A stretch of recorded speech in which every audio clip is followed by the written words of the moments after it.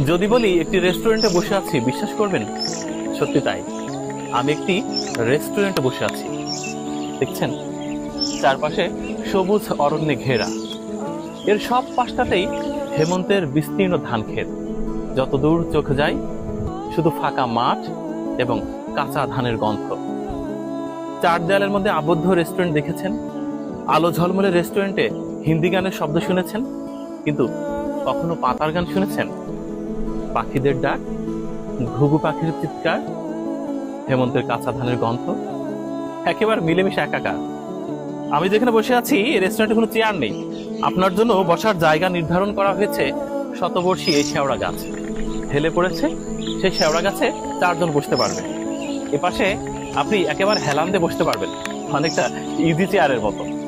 এই পাকুড় গাছের গোড়ায় একটি ছোট্ট ডাল বাঁকা হয়ে আছে, সেখানে বসা যাবে। কিছুটা একেবারে স্বস্তিতে ক্লান্তিতে হেলান দেয়া যাবে। কি অসাধারণ ব্যাপার! জায়গাটি কোথায়? এটি হচ্ছে আমাদের ঝিনাইদহের হলিধানি ইউনিয়নের ঠিক হাজরাতালা নামক জায়গায়, একদম মাঠের মাঝে। শুধুমাত্র এক পায়ে পথ এই রেস্টুরেন্টে ঢোকার, আর চারপাশে অরণ্যে ঘেরা।